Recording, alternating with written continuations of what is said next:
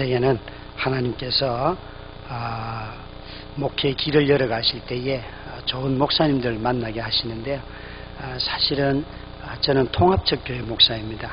그런데 제가 지금 교제하고 있는 대부분의 분들은 합동적, 특히나 큰숲이라고 하는 안산 동산교회에 김인중 목사님 교회에서 사역하셨던 그런 많은 부목사님들, 지금은 이제 대부분 담임하시는 분들하고 꾸준히 교제를 하게 되었습니다. 하면서 깨닫게 된 건 제가 이런 기도를 했거든요. 하나님, 한 영혼을 천국까지 인도할 수 있는 그런 목자가 되게 해주십시오. 유명한 사람은 참 많은 것 같은데 그것 말고 내게 맡겨주신 영혼들을 끝까지 하나님 나라로 인도할 수 있는 그런 목자가 되게 해주십시오. 이게 저의 소망인데요. 정말 하나님이 저 큰 숲이라고 하는 그 울타리에 있는 많은 분들을 뵙게 하면서 이분들이 그런 분들이구나 하는 것이 제게 너무나 큰 복이에요. 그래서 이번에 여기 이 교회에 오게 된 것도 사실은 이전에 세미나에서 목사님과 다른 여러분들을 뵈면서 올 수 있게 되었습니다. 저는 이제 오늘 예배 마치고 가면 어제 제가 있는 동사무소에 가서 선거관리위원회에다가 제 아내는 이런 사람이고 제 아내도 투표를 할 수 있도록 그렇게 허락을 해 주십시오. 다 설명을 하고, 이전에 아내가 누워있는 12년 동안 3번 투표를 했는데요. 첫 번째는 집에서 부재자 투표를 했고요. 나머지 2번은 다 선거 투표소에 가서 투표를 했습니다. 그렇게 한 이유가 있습니다. 그것은 아이들에게 엄마를 자꾸 일반인들에게 노출시킴으로 말미암아 아이들이 엄마와 함께 다니고 또 엄마로 인해서 자기들의 마음속에 있는 약간의 두려움이나 또 숨기고 싶은 마음들, 이런 것들로부터 자유해지더라고요. 그래서 이제 어제 가서 쭉 설명을 하고 난 뒤에 제가 있는 동사무소의 선거관리위원장으로부터 허락을 받고 오늘 3시에 아내를 앰뷸런스에 태워서 이제 4번째 투표를 하러 갑니다, 여러분. 제가 이렇게 말씀 굳이 드리는 이유는 어느 날 제가 아이들에게 얘들아 일어나라, 그런 토요일날 아침이었어요. 일어나라 그러니까 우리 아들이 벌떡 일어나 나오면서 하는 말이, 아빠, 우리 집에는 왜 남자들만 일하는 거야? 이러는 거예요. 여자 셋은 다 누워있고 남자 둘이 일어났으니까 지극히 당연한 얘기죠. 그래서 제가 맞네 그러면서 이렇게 말했어요. 그러니까 우리 둘이 도망가서 따로 살래? 그러니까 이놈이요, 저를 보고 저것말을 보고 이렇게 몇 번을 하더니만 엄마는 이러는 거예요. 그래서 야, 아빠가 이렇게 한 8년 정도 아무 말 없이 잘 섬기면 원래 세상에서는 처갓집에서 다 데려가는 거야. 그리고 나보고 야, 세장가 가서 잘 살라고, 그게 예의야 세상에. 그렇지, 8년을 돌봤기 때문에 이제 욕은 못할 거야. 그러니까 다시 저를 보고 저것 말을 한참을 보더니, 아빠 쓸데없는 소리 하지 마시고요. 엄마는 아빠의 아내이고 엄마는 아빠의 남편이고 아빠의 아내는 엄마니까 죽을 때까지 돌보세요. 제가요 속에서 야, 이 새끼 한번 인생을 살아봐라, 그게 쉬운가. 말은 안 했지만요, 속에서 야 임마 살아봐라, 아픈 여자를 두고 사는 게 얼마나 힘든데 네가 그래, 너 나중에 막 이런 마음이 들죠. 그게 이게 아니에요, 여러분. 하나님의 말씀에 순종해 보면요, 말씀이 내 인생을 찔러요. 이게요, 말씀이 그냥 안 아플 때는 평범하게 하면 되지, 그런데 해보면요, 다른 누가 찌르는 게 아니에요. 하나님의 말씀 자체가 나를 찌른다니까요. 그래서 우리가 말씀이 마치 가시처럼 꽂힌다고요. 그래서 자기 피가 흐를 때에 그때 이 말씀이 생명이구나, 말씀이 살아서 이렇게 역사하는 거구나. 말씀은 마치요, 이렇게 표현할까요? 내 몸에 있는 죽은 피는 다 빼내고 하나님의 살아있는 피가 수혈되는 것과 똑같아요. 그래서 이런 일들을 겪을수록 말씀에 순종하면 그 영혼이 살아나고 삶이 새로워지는 거죠. 여러분, 아마 제가 설교를 이렇게 좀 리얼하게 하잖아요. 그렇죠? 우아하게 하지는 않지요. 저도 여러분 한 12년 전에 소위 그 IWF라고 하는 선교단체 간사할 때는 기성전결이 있고 본문에 나오는 단어 그대로 쓰고 그렇게 설교했어요. 그런데 삶이 헝클어지고 난 뒤에 자꾸 경험되는 하나님은 그게 아닌 거예요. 하나님한테 막 대들기도 하고 하나님이 내 인생에 가시오 막 이렇게 막 대들기도 하고 성경책을 집어 던지기도 하고 있잖아요. 얼마나 못됐어요 제가. 그런데도 하나님이 한 번도요 저한테 이 나쁜 놈아 이러시지 않더라고요.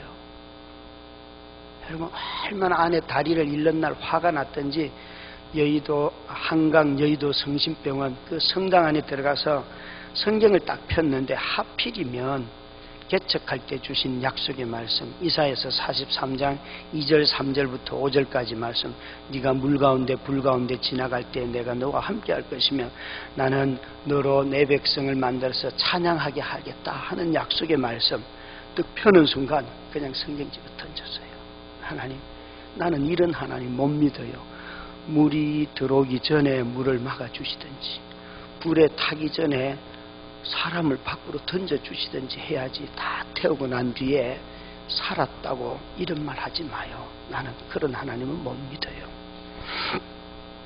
제가 개척할 때 함께 하신다는 말씀 때문에 했는데 막상 이런 어려움들을 당하고 나니까 그 앞에 있던 것이 관로였다는 것을 몰랐어요. 이 관로가 물 가운데 불 가운데 지나갈 때 함께 하겠다는 거예요.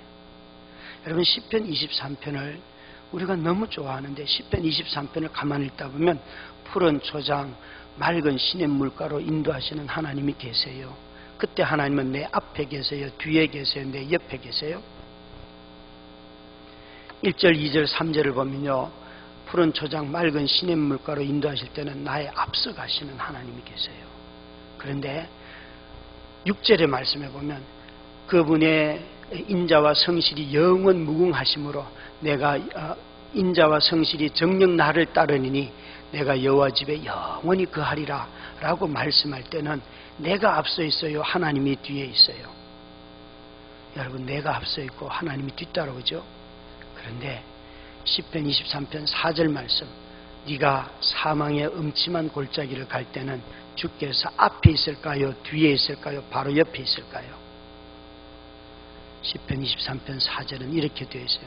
내가 사망의 음침한 골짜기를 지나갈 때는 주의 지팡이와 막대기로 나를 안위하시려니 주께서 나와 함께 계심이라. 시편 23편에 먹을 것과 마실 것을 찾을 때는 내가 궁핍할 때 그분이 앞서가면서 나를 인도하시는 그 하나님께서 내가 인생을 살다 보니까 원수도 만나고 죽음도 만나고 다 만나고 난 뒤에 깨닫는 것은 그분의 성실과 자비하심을 깨달았어요. 그것이 풍성하다는 것을 깨닫고 난 뒤에는 하나님이 이렇게 말하는 거예요. 너 이제 네 마음껏 내 성품을 아는 너는 네 마음껏 달려가면서 인생을 살아라. 내가 너의 뒤에서 내 성품으로 너의 인생을 호위하면서 살아가겠다. 그런데요 힘들고 어려울 때는요 가장 가까이 I will be with you. 내가 너와 함께 있겠다.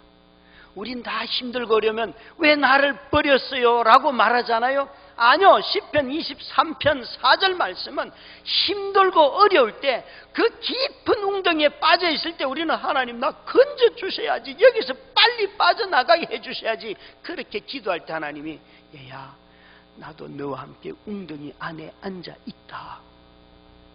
이렇게 말씀하시는 거예요. 여러분 피할 길이라는 고린도전서 10장에 있는 말씀 주께서 우리에게 피할 길을 주사라는 그 말에 그 구절의 마지막 문장에 보면 이 피할 길은 오래 견딘다 참는다는 말이에요. 영적 전쟁의 승리는 그 그 사실이 없어지는 것이 아니라 사실은 대부분 견디는 일이에요. 견디는 그 자체가 그래요. 저는 여러분들과 함께 이런 말씀들을 나누게 되어서 너무 기뻐요. 너무 기쁘고 또 목사님으로부터 위로의 말씀도 듣고 권면도 듣고 또 오늘 오니까 여러분들이 막 과일 바구니도 있고 뭐 제가 뭐 마치 친정집에 온 것 같아요. 친정집에 그런 기쁨 있잖아요. 왜? 설교자가 이렇게 돌아갈 때 막 선물을 한 꾸러미 가져가서 이렇게 집에 탁 풀어놓으면 아빠 오늘 어디 다녀왔어요? 애들이 물어요. 그럴 때 그 즐거움이요. 애들이 너무너무 기뻐하거든요. 어떤 분들은 반찬을 주시는 분들도 있어요. 아이고 얼마나 기쁜지 여러분 제가 심청의 아버지였다니까요. 예. 저는 이틀 동안 첫날은 이 말씀을 전했어요. 이렇게 기도하라. 기억나세요? 기도의 중심성은 나의 필요가 아니고 하나님의 나라, 하나님의 성품입니다. 간청하는 기도는 내게 없어도 사랑 때문에 부러짓는 겁니다. 누군가에게 주기 위하여서. 그리고 찾고 구하고 문을 두드리는 것은 성령을 구하라는 말씀입니다. 이게 첫날 말씀인데 여러분의 표정을 보니까 벌써 다 잊었어요. 하긴 40일을 하기 때문에 여러분 기억도 안 나요. 그죠? 저는 이런 성도들이 좋아요. 망각의 은혜가 있기 때문에 다음에 와서 똑같은 설교에도 또 은혜를 받더라고요. 그거 참 희한해요. 그런 성도들이 있어서 목사들이 살 수가 있어요. 다음에 또 불러줘요. 똑같은 설교를 할 테니까. 어제는 너희도 가서 이와 같이 하라 그랬어요. 단 2개의 계명이면 족하다.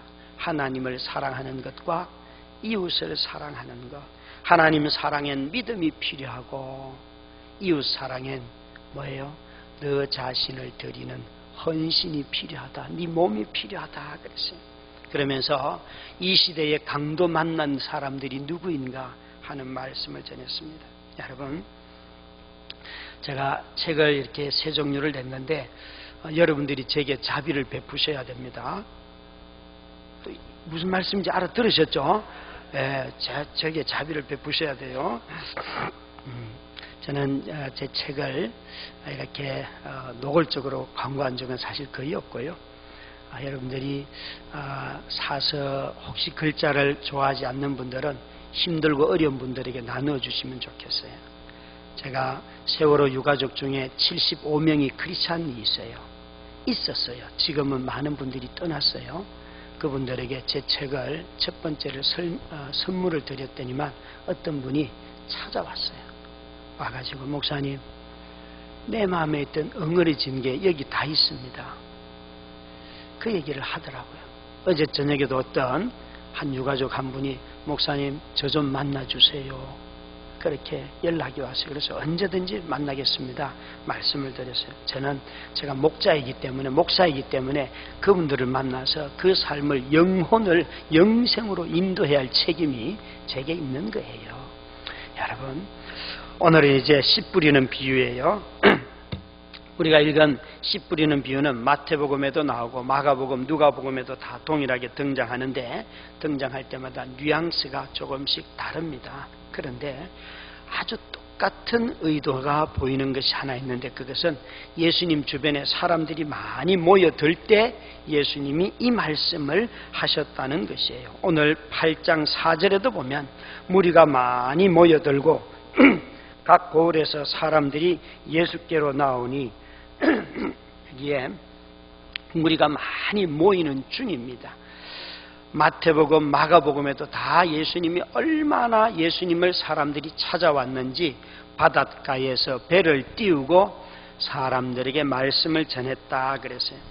그런 상황에서 예수님이 씨 뿌리는 비유를 하시는 거예요.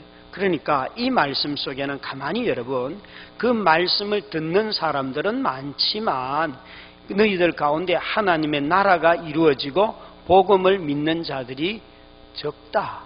이 말씀을 사실은 하고 계시는 것이에요. 그래서 씨 뿌리는 비유의 말씀을 들을 때에 우리가 같은 자리에 열심을 내어서 나오지만 그러나 듣는 자세가 다르고 듣는 내용이 다 다르기 때문에 굉장한 두려움을 가지고 내가 임해야 된다는 거예요. 말씀을 듣는 자리는 굉장히 무서운 자리입니다. 내가 깨지든지 하나님을 배신하든지 하는 자리이기 때문에 그렇습니다. 그래서 여러분, 주일날 우리 김 목사님의 말씀을 들을 때 여러분 잘 기억하셔야 됩니다. 말씀을 듣고 자꾸 자기를 세우는 사람들이 있어요. 자기의 삶이 옳았다, 내가 맞다, 이런 사람보다는요, 말씀 앞에서 깨지는 사람이 훨씬 낫습니다. 여러분, 기쁨의 동산교회는 말씀이 선포될 때마다 자기 자신이 깨지는 그런 역사가 일어나는 교회가 되기를 주의 이름으로 축원합니다. 여러분, 씨 뿌리는 비유는 다 잘 아시죠? 그죠? 제가 퀴즈를 내겠어요. 이걸 맞추시면 제 책 3권을 그냥 무료로 드리겠습니다. 사인을 해서. 자, 씨 뿌리는 비유에서 밭의 종류는 한 종류이다 1번, 두 종류이다 2번, 세 종류이다 3번, 네 종류다 4번. 자, 1, 2, 3, 4번이에요. 오늘 선거하듯이 여러분 찍으셔야 돼요. 모른다는 없어요. 그냥 1, 2, 3, 4번 중에 답이 있어요. 자, 1번 손 들어주세요. 1번. 번쩍 들어주세요. 네. 자, 2번 손 들어주세요. 2번 저 뒤에 목사님. 네, 목사님 한 분 계시고, 위층에 손 드신 분 있으세요? 2번은 한 분 계세요. 맞나요? 2번. 2번 제가 못 본 거 아니죠? 한 분밖에 없어요. 3번 손 들어주세요. 3번. 밭의 종류는 세 종류다. 예, 3번도 있고요. 자, 4번. 밭의 종류는 네 종류가 있습니다. 손 들어주세요. 하여간 분명히 1, 2, 3, 4번 안에 답이 있다 그래도 안 드는 사람들이 대다수예요. 대다수예요. 여러분, 신앙생활 할 때 답이 있다 그래도 안 드는 거는 뭐예요? 좀 정직하게 좀 해봐요. 쪽팔려야지만 정확하게 깨닫습니다. 그럼 이 종류는요, 이 여기에 나오는 씨 뿌리는 밭의 비유에 밭의 종류는 두 종류밖에 없습니다. 열매를 맺든지 맺지 못하든지. 열매를 못 맺는 밭이 무려 75%나 된다는 거예요. 너무나 많은 밭이. 여기에 길가밭이든지 가시떨기 밭이든지 또 돌짝밭이든지 또 열매를 맺는 좋은 밭이든지 간에 공통된 특징이 하나 있습니다. 말씀을 듣고, 모든 밭은요, 이 두 종류에 속해 있는 모든 밭은 다 말씀을 듣는 행위는 다 똑같습니다.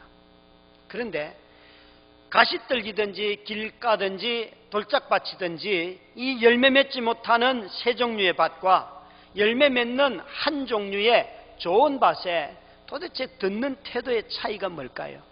그것은 열매를 못 맺는 밭들은요, 말씀을 듣기는 듣지만 믿음을 더하지 않습니다. 그런데 열매 맺는 밭은 말씀을 들은 뒤에 믿음을 더할 때 그것이 열매를 맺습니다. 길가밭의 특징을 보면 말씀을 들은 후에 사단이 와서 그가 믿고 구원을 얻지 못하도록 마음에서 말씀을 빼앗아 간다는 것이에요. 말씀을 믿기 시작하면 그 안에서 말씀을 들을 때 믿음이 생기면요, 거기서 구원의 역사가 일어납니다. 그런데 사단은요, 그 사람이 믿지 못하도록 한다는 것이에요. 여러분, 우리 모두가 다 40일 동안 새벽을 깨우는 이 엄청난 헌신에 대하여서 저는 정말 칭찬받아야 한다고 생각해요. 여러분들이 혹시 배우자가 이 자리에 나왔거들랑 정말 오늘 맛있는 거 좀 사주셨으면 좋겠어요. 즐겁게. 당신 어떻게 이렇게 이런 시간에 잘 지키냐. 서로 아이들이 나왔다면 용돈도 좀 주시길 바라요. 아이들에게 제일 좋은 것은 하나님이 아니고요, 돈이에요.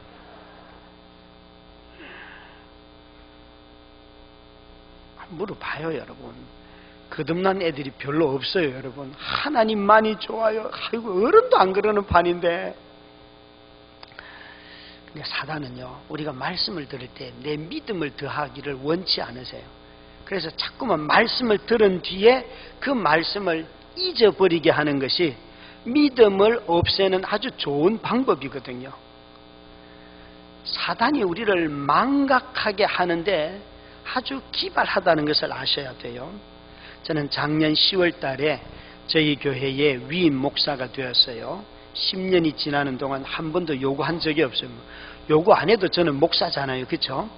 그리고 위임식을 이제 작년에 했는데 노예 어른들이 와서 예배드리고 위임식도 하고 권사, 안수 집사님 각각 4분씩 8분을 세우고 3부 순서로 이제 축하 공연을 하는데 어느 권사님에게 그 사회를 맡은 집사님이 이렇게 물었어요.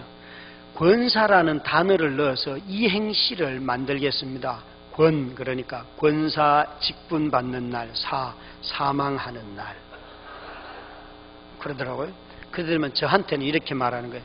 그날 임직 받을 때에 플랜카드의 제목이 이런 거예요. 나는 죽고 예수는 살리는, 예수가 사는 직분. 이게 이제 그 직분 받을 때에 플랜카드에 축환영 이런 글자도 없어요.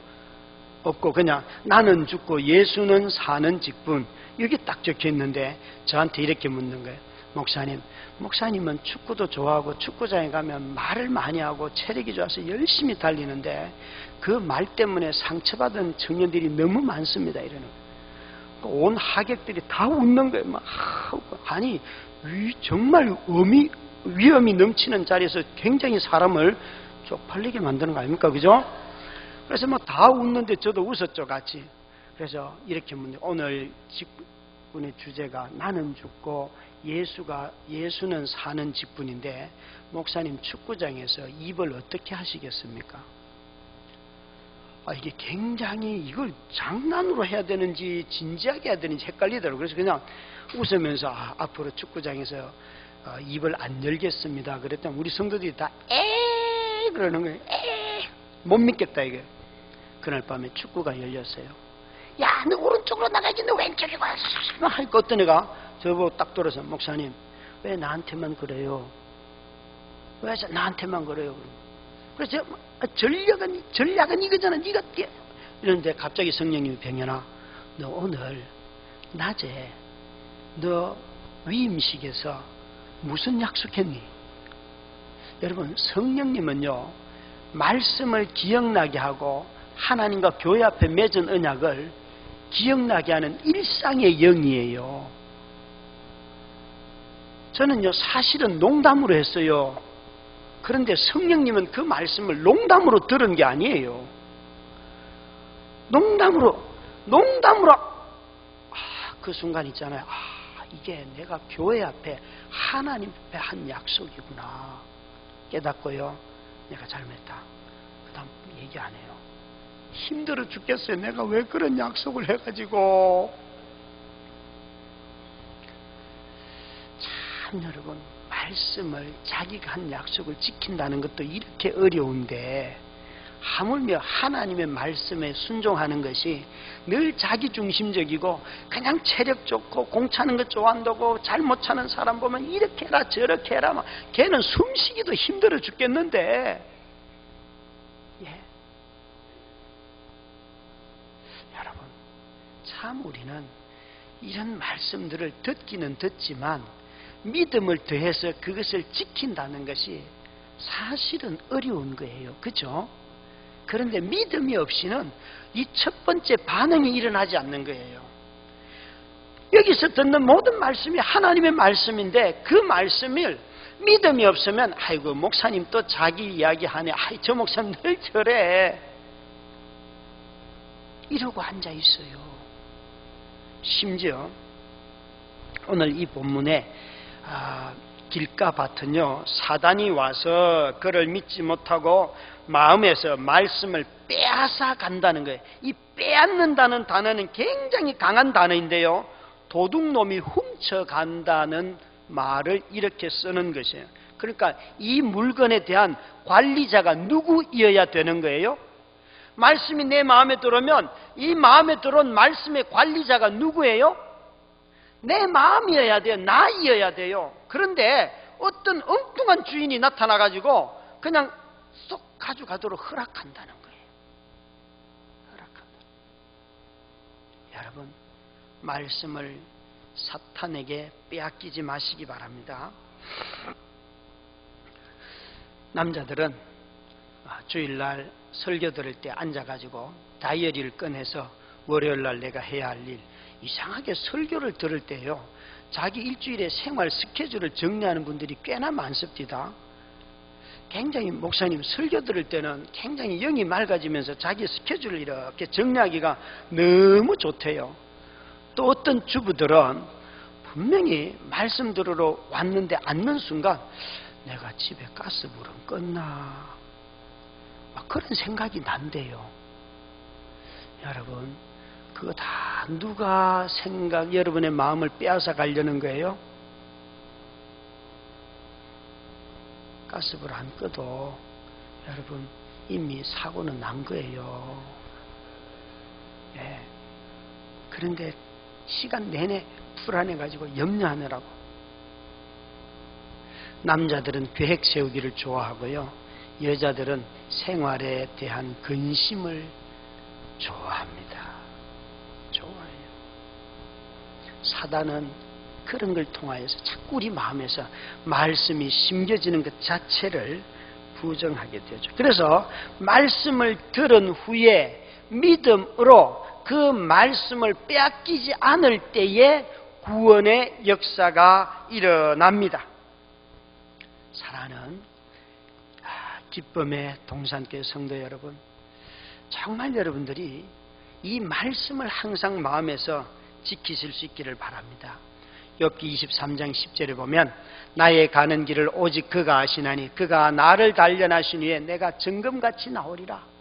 어느 날 그 말씀을 읽다가 하나님, 나 금덩어리 되기 싫어요. 나 금 싫어하는 거 하나님 아시잖아요. 저는 개척할 때요, 12년 전에 개척할 때 돈 1,000만 원밖에 없었다니까요. 지금도 돈이 없어요. 그런데 아이들이 어느 날 아빠 돈 없다 그러면 아이들이 다 똑같이 하는 말이 이런 거예요. 아빠, 하나님한테 달라 그래. 애들이 그래요. 그러면 제가 그걸 다 기억하고 있다가 애들이 어느 날 제게 용돈을 달라 그래요. 그러면 이렇게 물어요. 얘들아, 너희들의 진짜 아빠는 누구냐 그러면 하나님이요 그래요. 그러면 굉장히 기뻐요. 그러니까 얘들아, 내가 하고 싶은 말이 있는데 너희 용돈을 누구한테 달라 그래야 되냐? 나는 가짜 아빠야. 진짜 아빠한테 달라 그래. 그러면 애들이요, 자기 문제가 되면 이렇게 말해요. 아빠, 또 왜 그렇게 성질을 부리세요? 하나님이 아빠를 통해서 주라고 하시는 거예요. 잘하니까 막 굉장히 적용도 잘합니다, 여러분. 막 그런 얘기를 막 해요. 아빠, 왜 그렇게 성질을 부리십니까? 사람은요, 다 자기 문제가 되기 전에는요, 하나님한테 가세요. 하나님이 다 해결해 주실 거예요. 그런데 자기 문제가 되면요, 전부 다 하나님한테 안 와. 그래, 똑같아요. 그게 말씀으로 자기 자신을 마음에서 지키지 못하는 거라고요. 고난 중에 어디를 갈지 모르죠. 이 욥기 23장 10절에 나의 가는 길을 누가 아신다고요? 여러분, 다 가는 길을 자기가 알아야지 마음이 평안하잖아요. 여러분, 내비게이션을 쫓아가도 마음이 불안한 사람들 얼마나 많다고요, 여러분. 그 쫓아만 가도 목적지에 도달하는데도 조마조마해요. 왜요? 자기가 운전을 잘 못하기 때문에. 나의 가는 길을 오직 그가 아시나니. 우리 인생길은 아무도 아는 사람 없어요. 저는 23년 전에 결혼할 때 아플 때나 건강할 때나 언약을 맺었지요. 그런데 저는 아프다 그럴 때 뭐 감기 정도를 생각했지, 결혼생활 10년이 되기 전에 아내가 이런 일을 겪으리라고는 생각도 안 했어요. 만약 그걸 알았다면 이 여자하고는 결혼 안 해요. 결혼 안 해요. 나의 가는 길을 누가 안다고요? 여러분, 자꾸 미래를 알려고 하다 보니까 불안이 생기는데요, 미래는 알고 가는 것이 아니고 미래는 오직 인도자를 신뢰하고 가는 거예요. 미래는 인도자가 아시고 나는 인도자를 따라가기만 하면 돼요. 너무 알려고 하지 마요. 알려고 하니까 자기 능력 없음으로 낙심하게 되고 불안해지고, 그러면 근심이 쌓이고, 그래서 하나님을 못 믿는 거예요. 그런데 하나님께 딱 맡기고 나니까요, 나는 몰라요. 하나님, 내일 일은 난 몰라요. 하루하루 살아요. 닥치는 대로 산다는 뜻이 아니에요. 인도자를 신뢰하며 산다는 거예요. 그래서 하나님은 우리에게 레이더를 주신 적이 없어요. 레이더를 주신 것이 아니고 등불인 말씀을 주셨어요.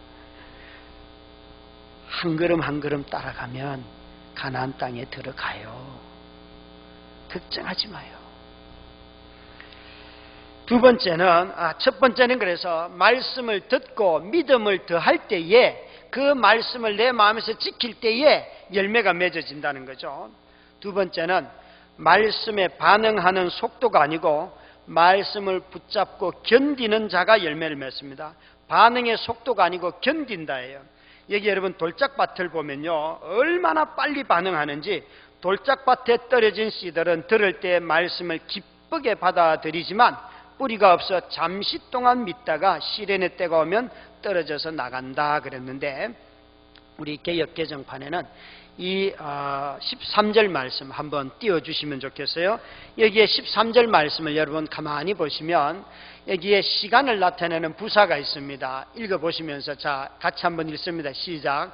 바위에 있다는 것은 말씀을 들을 때에 기쁨으로 받으나 뿌리가 없어 잠깐 믿다가 시련을 당할 때에 배반하는 자요. 자, 여기에 잠깐 우리가 개역 개정판은 한 번만 언급이 됐지만 다른 성경을 보면 3번 언급이 되어 있어요. 실제 헬라어도 즉시라는 단어가 있고 저기 나오는 것처럼 잠깐이라는 단어도 있고 곧이라는 단어도 있고 3번이나 언급이 되어 있어요.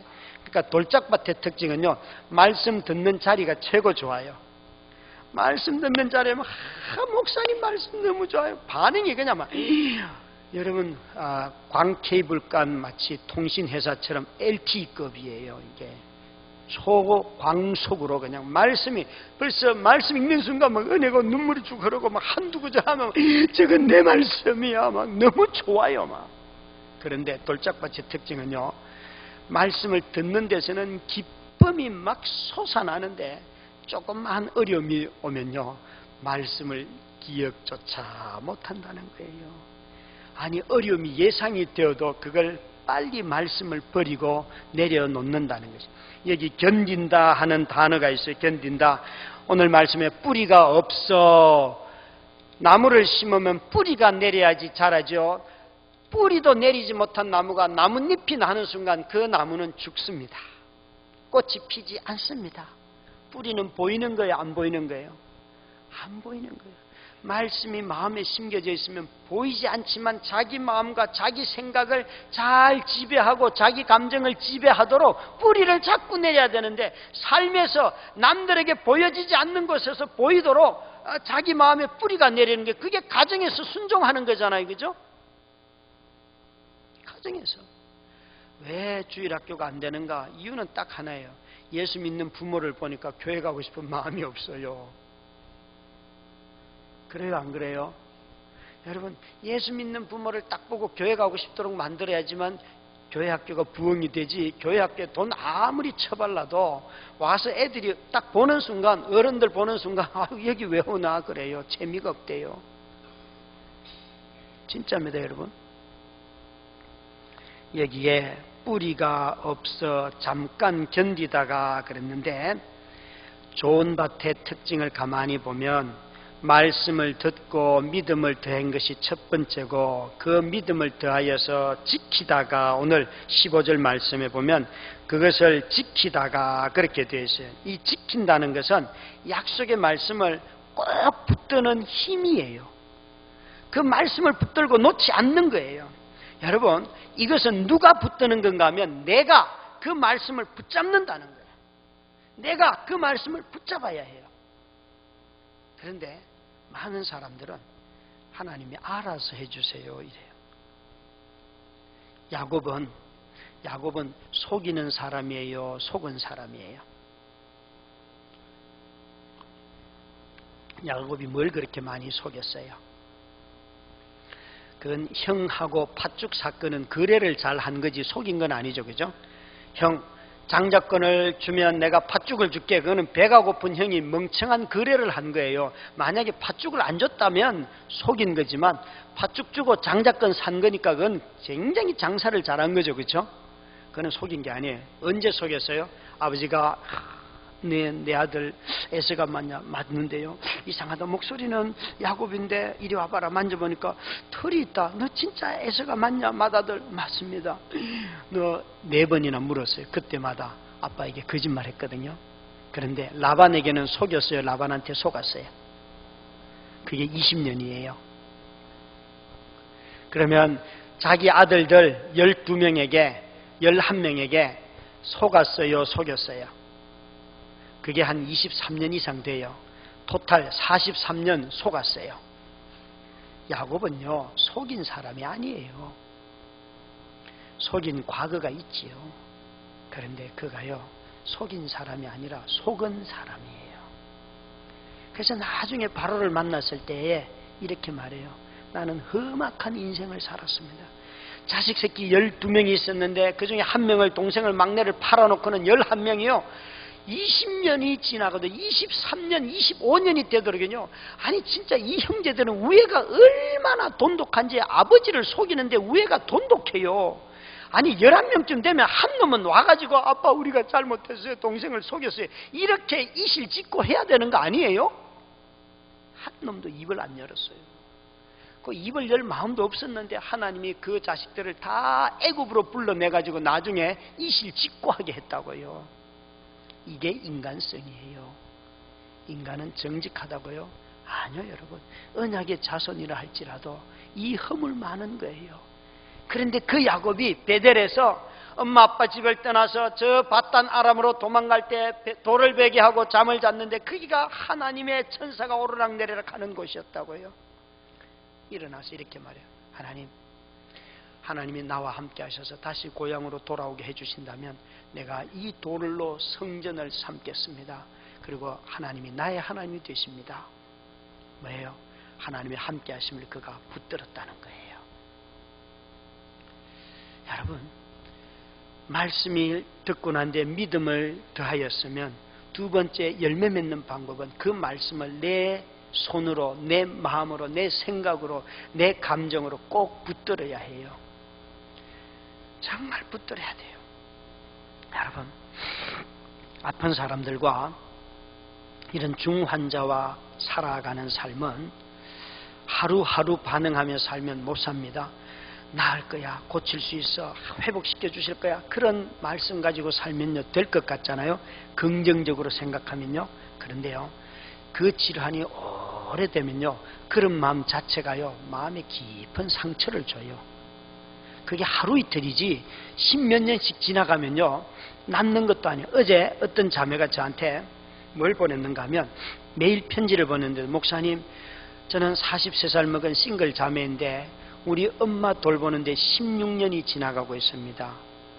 19년이 참 43세 19년이면 이 자매가 몇 살 때부터 본 거예요? 22살 때부터. 그러면 다른 형제는 없어요? 우리 오빠들 4시가 있는데 아무도 안 돌봅니다. 자기는 시집도 못 가고 돌본다는 거예요. 그래서 하나님 꼴도 보기 싫죠. 그러니까 어떻게 하셨어요? 그러면서 자기가 엄마 돌보는 이야기를 쭉 적는데요, 얼마나 마음이 아픈지. 그래서 제가 이렇게 말했어요. 그래요, 엄마 낫기를 바라서요. 그러니까 아이고 목사님 그거 포기한 지 오래됐습니다. 여러분, 낫는다, 회복된다, 고친다는 긍정적인 생각을 하면 견디는 게 아니고요, 더 쉽게 낙심합니다. 왠가 하면 가서 보면 아무런 변화가 없기 때문에.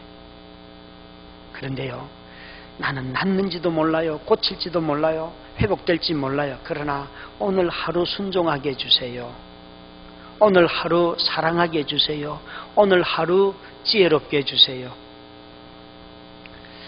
저는 이걸 어떻게 깨달았는가 하면, 두 번째 화상을 입고 난 뒤에 다시 오살리 금식기도원에 갔어요. 가서 20일 금식을 쭉 갔는데, 첫 번째 뇌경색으로 아내가 쓰러졌을 때 주신 응답 찬송이 뭔가 하면, 거친 파도 날 향해 와도 폭풍 가운데 나의 영혼 잠잠하게 주를 바라보라. 설교 끝나고 이 찬양 한번 하고 싶어요. 근데 그 찬송을 두 번째 사고를 당한 뒤에 또 주시는 거예요.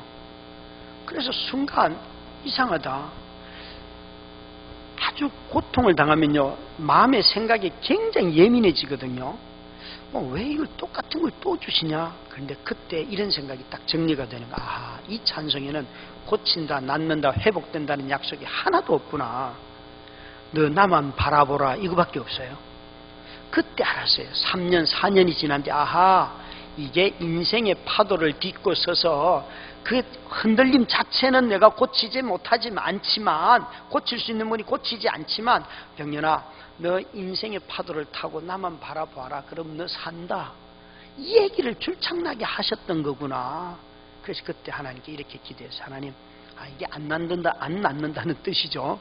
더 이상 내가 낫게 해달라는 기도 안 할게요. 그러면 집에 내려와서 아이들에게, 얘들아, 아빠한테 하나님이 응답을 주셨는데 너희 엄마는 안 낫는데, 그러니까 아빠, 우리 부목사님이 긍정적으로 기도하라고 그랬어. 그래서 긍정은 우리 바람이긴 하지만 그건 아니야. 그러니까 아니래요. 그래서, 야, 너희 교회 담임 목사가 누구냐? 부목사가 급이 높냐, 담임 목사가 높냐? 그러니까 아빠지. 그러니까 아빠 말 들어야지, 이놈 자식들아. 그러니까 그 다음 날부터 첫째, 둘째는 듣고 엄마를 고쳐달라는 기도를 안 해요.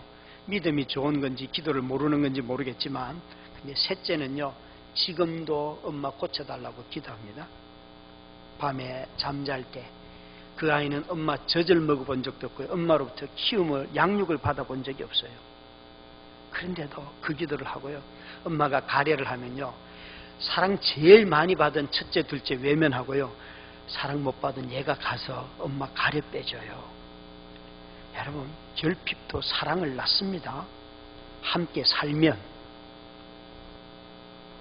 버리니까 상처가 되죠. 같이 살면요, 사랑을 낳는다니까요. 그래서 제 기도는 이거예요. 낫게 해달라, 고친다가 아니에요. 하나님, 이 상황을 수용할 수 있는 힘을 주십시오. 이것을 받아들이게 해주십시오. 바로 여기에 말씀으로 붙잡고 견딘다 하는, 요 견딘다는 뜻이 그 상황을 받아들인다는 뜻이에요. 여러분, 말씀을 듣는 자리에서는 아멘 하면서도 집에 돌아가면 내가 너 같은 것을 만나가지고 인생을 조졌다, 막 그런 얘기를 서슴없이 막 독설을 쏟아내고, 막, 여러분, 내가 너 낳고 미역국 먹는 게 제일 원망스럽다, 이런 얘기 좀 하지 마요. 아무리. 그런데 여러분, 자기 자녀가 사춘기 지나가고 있죠? 있어요, 없어요? 있어요. 여러분, 사춘기 때 자녀들하고 지나가면 애 신생애 때부터 한 4살 때부터 미운 죽이고 싶은 7살보다도 죽이는 게 아니라 나까지 폭탄이 되잖아요. 그죠? 어느 날 설교 준비를 하는데 집에서 토요일날 와서 돌봐주시던 그 장모님이 전화를 했어요. 김 목사, 네 새끼들 네가 돌봐라, 그러는 거예요. 그래서 전화 바꿔주세요. 그러니까 애들이 받았어요. 큰애가, 얘들아, 할머니 말씀 잘 들어라. 또 5분 뒤에, 또 한 5분 뒤에 3번 연속으로 왔는데, 셋째 전화 딱 왔을 때요, 전화 바꿔주세요. 야, 아빠 집에 돌아가면 너희들 다 죽여버린다, 이런 말 하면 돼요, 안 돼요? 안 되는 줄 저도 알아요. 그런데 주디가 먼저 나왔어요. 설교 준비가 안 돼요. 토요일날 오후인데. 그리고 막 방황하다가 서너 시간 뒤에 집에 들어가니까 딩동 하니까요, 장모님은 가고 안 계시고 애들 셋만 있는데 쫄놀이 맞아 죽을 준비를 하면서 줄을 서더라고요. 아빠 오셨습니까? 그러면서 3명이 줄을 서요. 제가 고민을 얼마나 했겠어요. 그게 한 9년쯤 지날 때인데, 9년이 아니죠, 3년 지날 때인데, 제 아내가 아이들 9년, 첫째 아이가 9살 때 엄마가 쓰러진 거거든요. 9년 동안 키우면서 한 번도 그런 말을 한 적이 없어요. 아내는. 아이들이 이렇게 말했어요. 얘들아, 엄마는 너희들을 큰애를 보고 9년 동안 길러도 이런 말을 한 번도 안 했는데, 아빠는 3년밖에 안 됐는데 벌써 너희들 죽였다. 정말 진심으로 용서를 구한다. 그렇게 말하니까 우리 큰애가요, 생글 웃는 거예요. 내 그럴 줄 알았어, 이러는 거예요. 여러분, 아빠가 있잖아요, 설교 준비도 못하고 고민하다가 집에 와가지고 진심으로 용서를 구하는데 앞에 있는 애가 싸가지도 없이 있잖아요. 내 그럴 줄 알았어요. 그러면 여러분은 마음에 분노가 다시 일어날까요? 아니면 용서받았구나. 진짜 고맙다. 어느 쪽이시에요? 그러니까 해가 지도록 분을 품지 말고 신혼 때 그거 지키려다가 다시 전쟁합니다, 여러분. 그냥 해가 져도 분을 품고 살아요. 왠가 하면 겸손함이 없이는요, 여보 내가 잘못한 것 같아. 그러면 당연하지. 상대방이 당연하지 그러는 순간 다시 전쟁은 시작이 됩니다, 여러분. 여러분, 마음의 겸손함은요, 우리가 생각하는 겸손함은 나를 좀 낮추면 저 사람도 낮추는 게 예의지, 저쪽에서 맞아요, 당신이 잘못했어요, 이렇게 말하면 마음에요 더 큰 분노가 일어납니다. 그래서 말씀을 지켜보면요, 말씀을 붙잡고 삶을 살아보면요, 내가 얼마나 교만한지를 알 수 있어요. 얼마나 교만한지. 교회에서 여러 사람 푹푹 찔러가지고 다 상처 줘놓고는 맨날 지가 상처 입었대.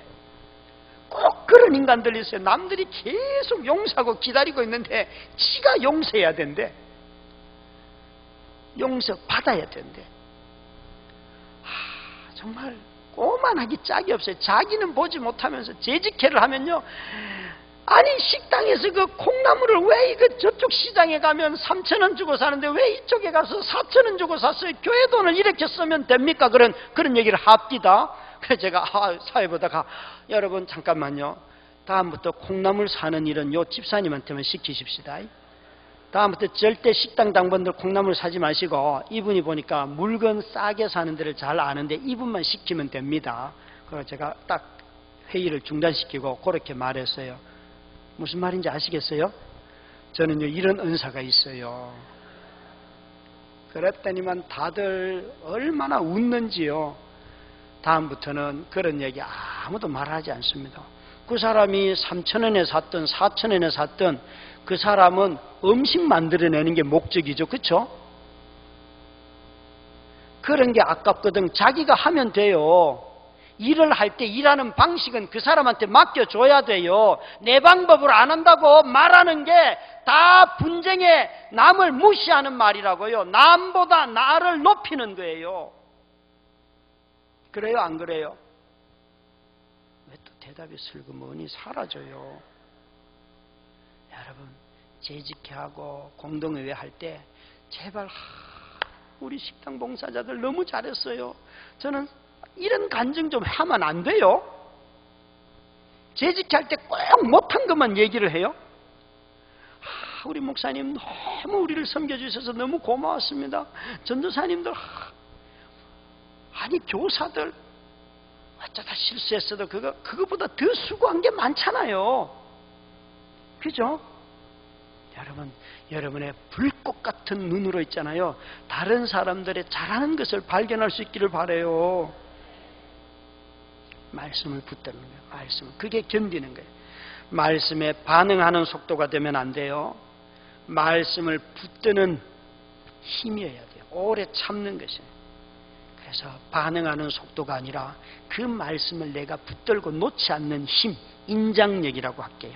마음에서 끄는 힘이 우리를 열매 맺게 해요.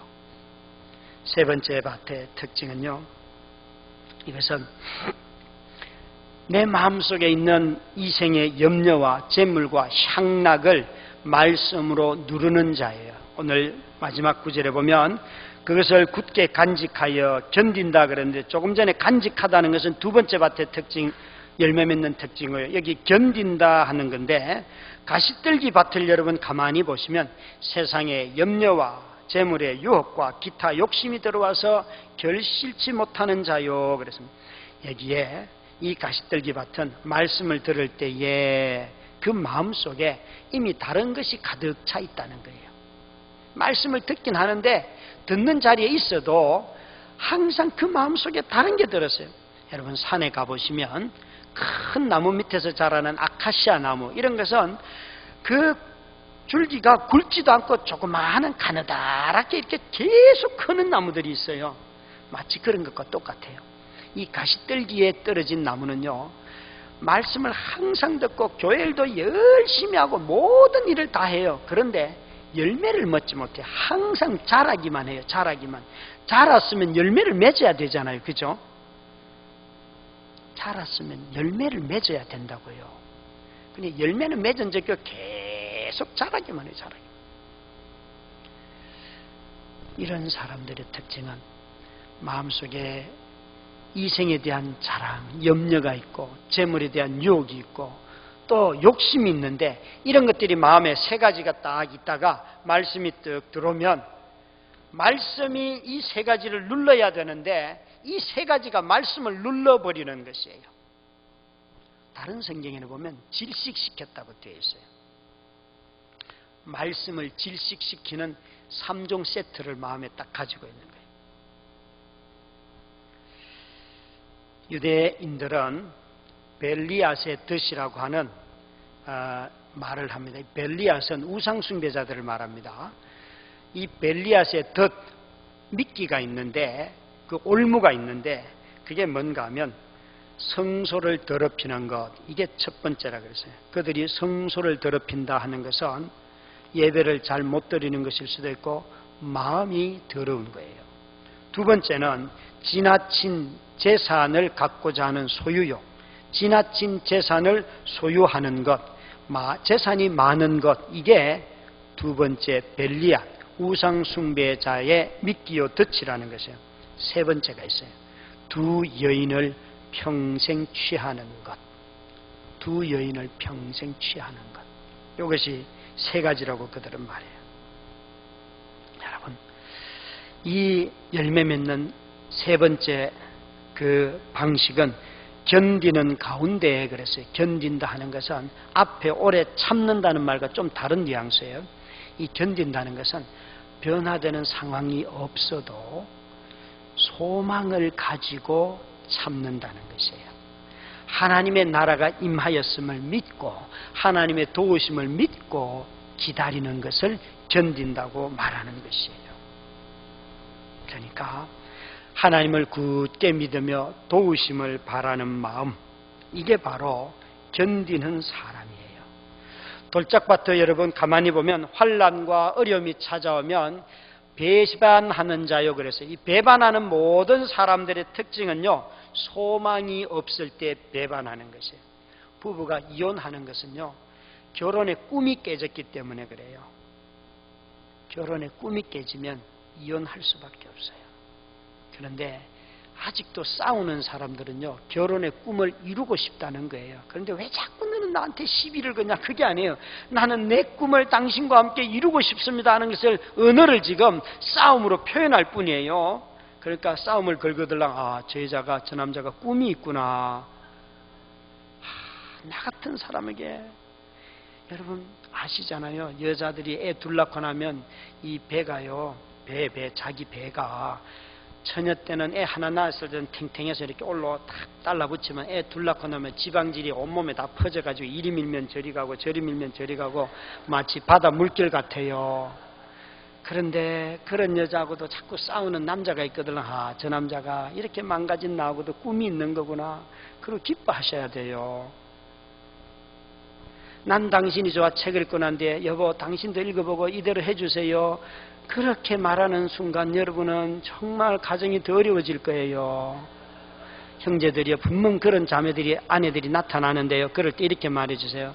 당신이 쓰러지면 내가 그렇게 해줄게. 제 책을 누가 좋아하는 건 여자들이 좋아해요. 그래서 사실 그런 분들이 많이 나타났나 봐요. 그 얘기를 제가 들었어요. 그래서 해주는 말이에요. 난 당신이 좋아라는 책을 읽거들랑, 나도 이 사모님처럼 남편이 무슨 짓을 하든지 난 당신이 좋아, 그 얘기를 해줘야지. 그렇게 결심하셔야 돼요. 왜 아무도 하면 안 해요? 결혼 안 하셨어요?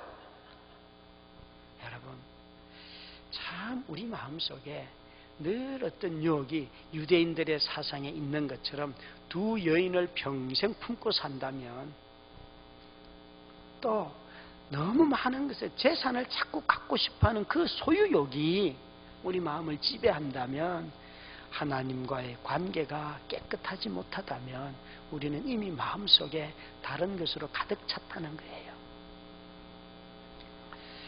그래서 이 돌짝밭 같은 마음은 어려움을 견디지 못하기 때문에 소망이 없으니까 어려움을 견디지 못하고요. 가시떨기 같은 사람들은 자기 마음속에 무언가 이미 다른 이물질들이 가득 차 있어서 하나님의 말씀을 없애버리는 것이에요. 전도서 8장 15절을 보면요, 전도서에서 이렇게 말합니다.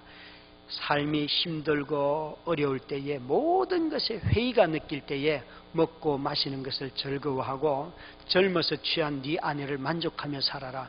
그 모든 색깔이 다 까말 때에, 인생이 깊은 회의에 빠졌을 때에도 즐기라는 것이 두 가지가 있는데, 먹고 마실 뿐만 아니라 너의 젊어서 취한 배우자를 즐기라는 거예요. 여러분, 전도서는 정말 모든 것이 헛되다고 말할 때에 여러분 즐기십시오. 먹고 마십시오. 그리고 젊어서 취한 배우자와 함께 사십시오. 즐겁게. 여러분, 인생의 까만색이 되면 배우자도 싫고 먹는 것도 싫잖아요. 그런데 성경은 놀랍게도 그때도 먹고 마실 것이 있다는 것이에요. 제가 비교적 설교를 리얼하게 하는 이유가 있어요. 오늘날 성도들이 겪는 어려움은 뭔가 하면 원론을 몰라서가 아니고 구체적인 디테일한 이야기를 하다 보면 내가 뭐 어떻게 적용하며 살아야 될지 모두가 다 그 디테일하면서 무너지고, 자기를 정죄하는 사람들이 정말 많아요. 아, 하나님 말씀을 알아. 그런데 난 이렇게 못 살아. 그래서 그 사이에서 끼어가지고 얼마나 고생하는지. 그래서 어느 날 성도들의 그 모습을 보고 난 뒤에 나는 이렇게 안 살아야지.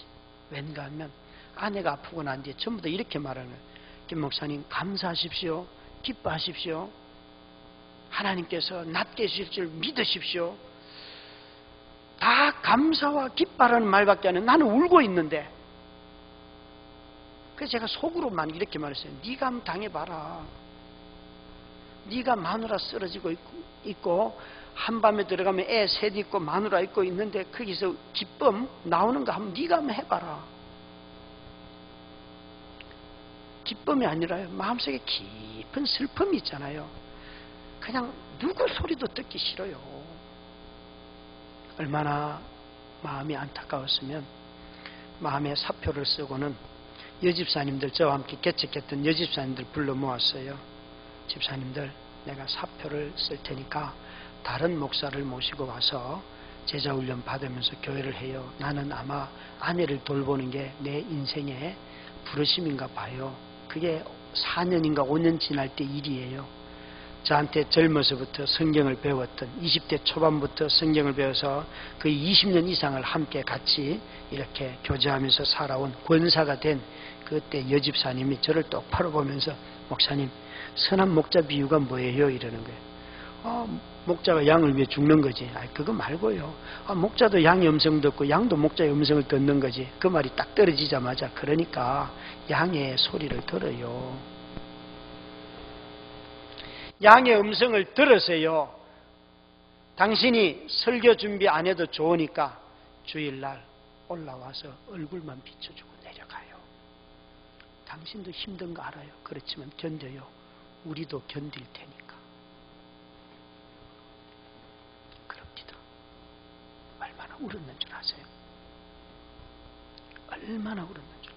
하나님, 목자를 풀어주셔야지 양을 돌보는데 양이 지금 목자고 목자를 먹이고 있잖아요. 나 좀 풀어줘요. 나 좀 풀어줘요. 그 이후에도 5, 6년의 시간이 그냥 흘러가더라고요. 그런데 사람들은요, 와서 나보고, 목사님 좀 웃으세요. 설교할 때 너무 얼굴이 심각해요. 나도 웃고 싶어, 얘들아. 그런데 안 돼. 설교하러 올라오면 내 마음속에 그 수많은 질문들이 있는데 해결 안 된 걸 가지고 와서 설교하는 것만 해도 힘들어 죽겠는데 감사하세요, 기뻐하세요. 저희 장모님이 정말 기도를 죽기 살기로 하시는 분이에요. 이분이 어느 날 기도원에 다녀오시더니만 딸 쓰러지고 난 뒤에 3일 뒤에 딱 그런 기도원 다녀오시면서, 김 목사, 감사만 해. 내 딸 일어난다. 그런데 제가 거기다 대고 이렇게 써요. 예, 그건 어머님 응답이니까 어머님만 하세요. 저는 그런 응답을 받지 못했습니다. 전 진짜 슬퍼요. 그랬더니만 어머님이 저한테 욕을 막 하시더라고요. 마음에 너무 격해지셨으니까. 여러분 기도원에 가서 앉아서 여러분 하나님께 감사하십시오. 감사하면 기적이 일어납니다. 그것만큼 거짓말이 어디 있어요? 여러분 기적을 일으키기 위해서 감사하십니까? 그건요 주고받는 거예요. 하나님이 좋아서 감사하지요. 그렇죠? 여러분 이런 감사가 되세요? 마누라 쓰러진 게 너무 고맙습니다. 마누라 다리 잃어서 감사합니다. 돼요 안 돼요? 범사에 감사라는 말은 그런 말이 아니에요. 범사에 감사라는 말은 아내가 다리를 잃었지만 하나님 아버지 이렇게 봉고차를 고쳐서 아내 태우고 어디든 갈 수 있게 해주셔서 감사해요. 아내가 엄마가 쓰러졌지만 애들이 건강하게 자라고 병 없이 자라고 애들이 저렇게 공부는 좀 잘못해도 자기 확신과 자기가 하고 싶은 게 뚜렷한 애들이 된 것이 난 너무 고마워요. 감사해요. 제가 지금 뭘 감사하고 있어요? 아내가 당한 사건 자체를 감사하는 게 아니라 그 사건을 통하여서 깨달은 하나님의 성품. 여러분 사건 자체를 감사하려면요 아내가 다리가 없어서 감사해요 그러면요 마음에서 인간성이 파괴가 된다고요. 그런 감사는 하면 할수록 내 자신이 싫어지고 하나님이 싫어져요. 범사의 감사는 사건에 대한 감사가 아니에요. 남편이 직장을 잃어서 감사합니다. 아니요. 남편이 직장을 잃고 난 뒤에 예수 믿게 해주셔서 감사합니다. 이런 걸 감사하는 건가요? 믿은 걸 감사하는 건가요? 여러분 정말 그런 말씀들 앞에서 고민하게 되더라고요.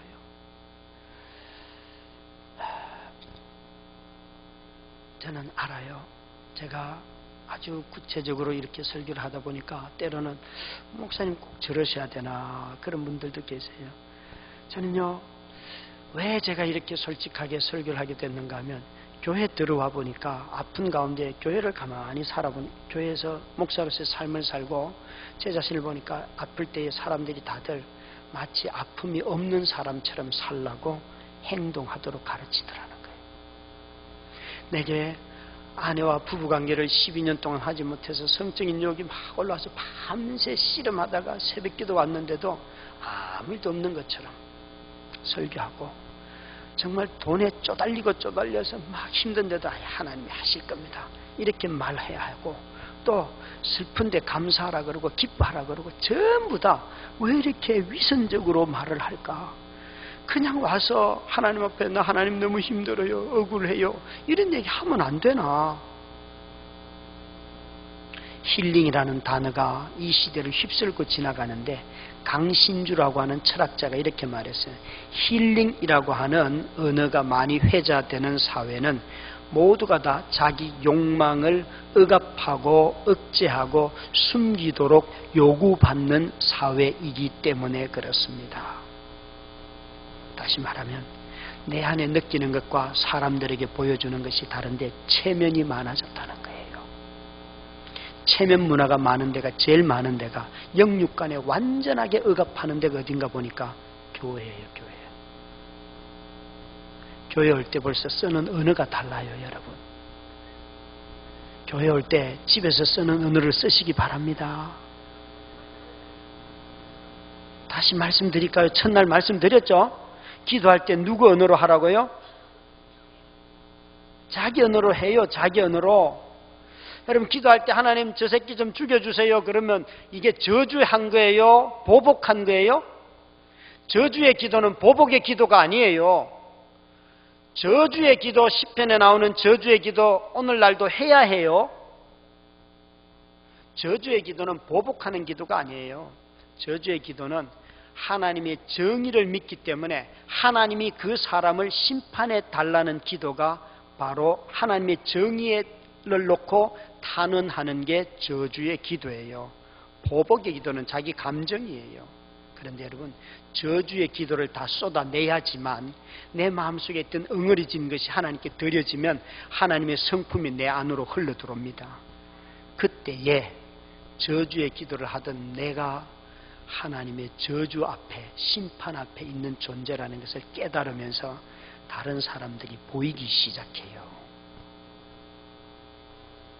소돔 고모라의 멸망 소식을 들었을 때 아브라함은 소돔 고모라로 달려가서 얘들아 심판한데 하나님이 빨리 돌이켜 그렇게 말했어요. 하나님 앞에 서서 하나님 쟤들 용서해 주세요 따졌어요. 아브라함은 소돔 고모라로 달려간 게 아니에요. 하나님 앞에 엎드려서 쟤들은 어차피 회개 안 해요.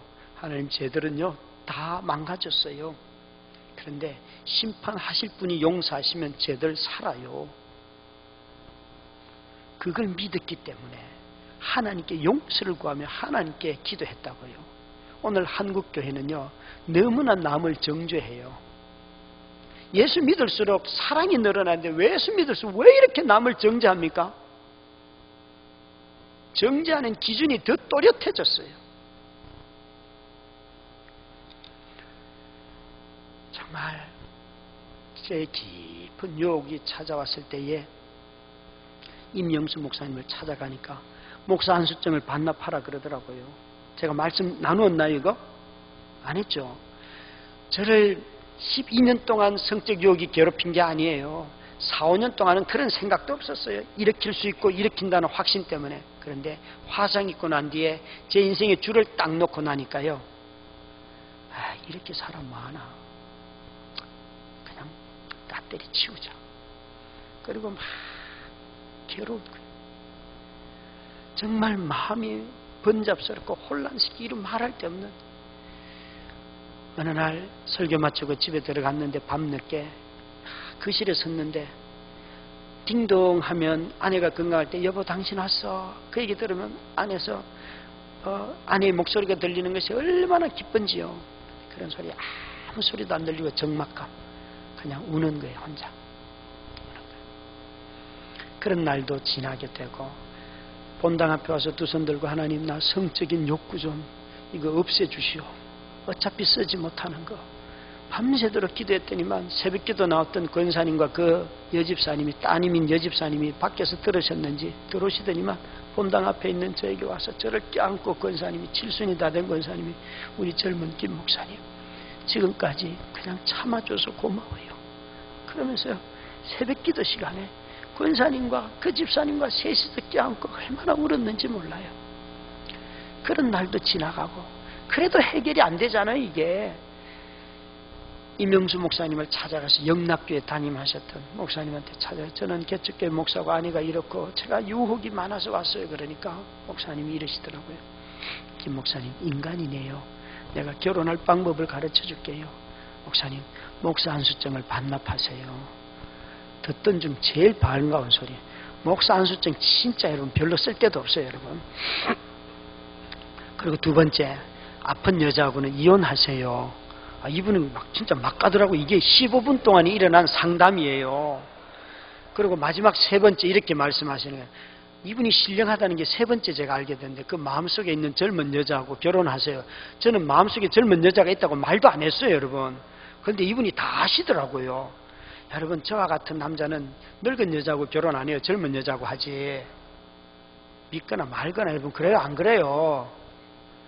다 인간이 그렇다고요. 이분이요 이 말씀을 하시면서 마지막 질문이 이런 거예요. 김 목사님 왜 목사로 살려고 해요? 자연인으로 사시지. 일반인으로 살면 되지 굳이 목사로 살려고 하는 이유가 뭐예요? 여러분 성도님들 왜 힘들게 자꾸 성도로 살려고 해요? 그냥 일반인으로 살면 되는데. 예? 그 질문을 하실 때에 이게 소망에 대한 거구나. 소망을 묻는 질문이구나 하는 것을 그때 알았어요. 견딘다 하는 말 속에 소망이 있다고 말했지요. 그 말씀을 이 어른이 하실 때에 그렇지. 나는 이 여자와 만나서 무슨 소망이 있었던가. 그리고 지금 아픈 이 순간에 나는 무슨 소망인가. 아픈 거, 낫는 거 그것만이 내 소망이라면 난 못 견딜 것 같더라고요. 그때 마음속에 하나님이 짝지어 주신 것을 사람이 나누지 못할지니라. 예? 하나님이 짝지어 주신 것을 질병이 나누지 못할지니라. 마음속에 그렇게 단어 바꾸고 얼마나 울었는 줄 아세요? 하나님이 짝지어 주신 것을 기질 차이가 나누지 못할지니라. 여러분, 결혼한 우리 얼마 안 되는 신혼부부나 결혼한 지 한 5년 미만의 우리 부부들 성질 다 다른 줄 알고 결혼했지요. 보여지는 성질과 보여지지 않는 성질이 얼마나 다른지 아시죠? 그래도 사는 거예요. 다른 나눌 이유가 없다고 성경은 말씀하세요. 실직을 하면 나눌 이유가 생긴 거예요? 아니에요, 여러분. 그런데요, 주님이 뭐라고 말씀하시는가 하면, 제게 소망을 묻는 질문이었기 때문에 제게 소망이 뭘까를 그 자리에서 쭉 생각하는데 소망이 정리가 되었어요. 목사님 고맙습니다. 제가 말씀을 이해했습니다. 가겠습니다. 그러니까 이분이 앉아보래요. 그러면서 몇 가지 권면을 해주셨어요. 그런데 그때 제 소망이 뭐였냐면, 만약 내 생애가 끝이 났을 때 하나님이 안 계신다면 저는 이렇게 안 살 것 같아요. 그런데 하나님이 계시기 때문에 내가 어떻게 살든지 그분을 만나야 돼요. 하나님을 만나는 자리가 주어지면 저는 두 가지 말을 듣고 싶은데, 하나는 이런 말이에요.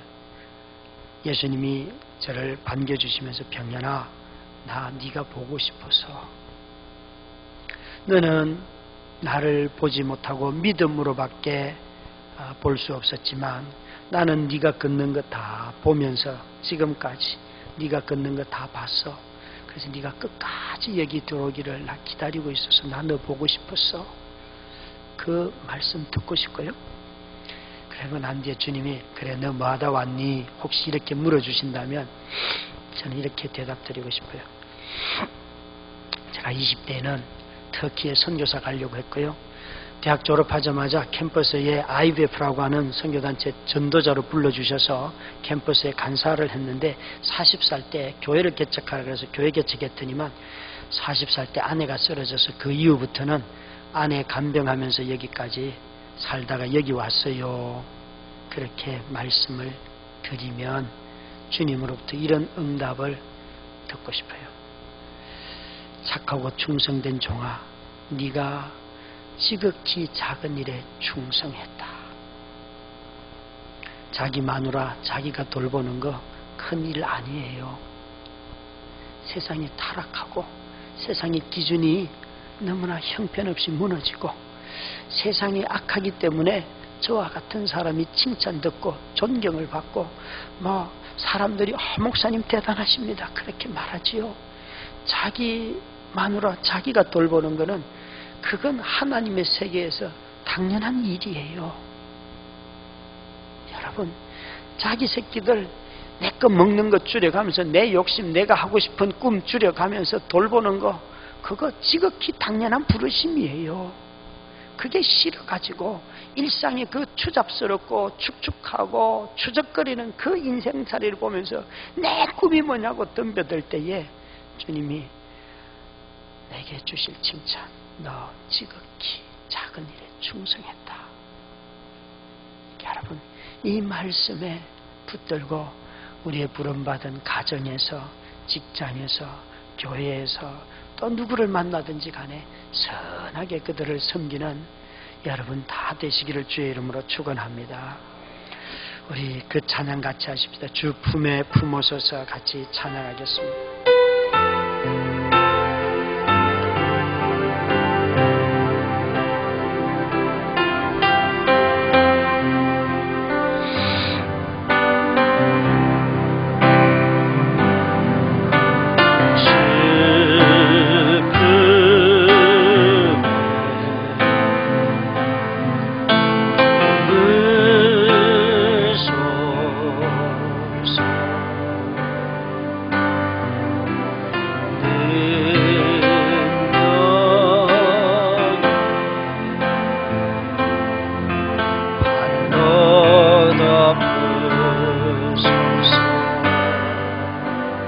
거친 파도 날 향해 와도 주와 함께 날아오르리. 폭풍 가운데 나의 영혼 잠잠하게 주를 주님 안에 나거하리. 주님 안에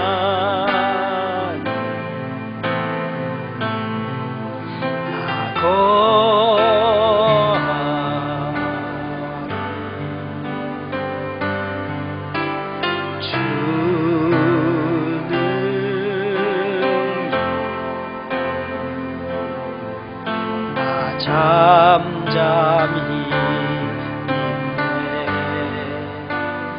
거친 파도 날 향해 와도 주와 함께 날아오르리. 폭풍 가운데 나의 영혼 잠잠하게 주를 보고. 거친 파도 날 향해 와도 거친 파도 날 향해 와도 주와 함께 날아오르리. 폭풍 가운데 나의 영혼 잠잠하게 우리 두 손을 번쩍 들고 거친 파도 날 향해 와도 주와 함께 날아오르리. 폭풍 가운데 나의 영혼 잠잠하게 주여 삼창하고 기도합니다. 주여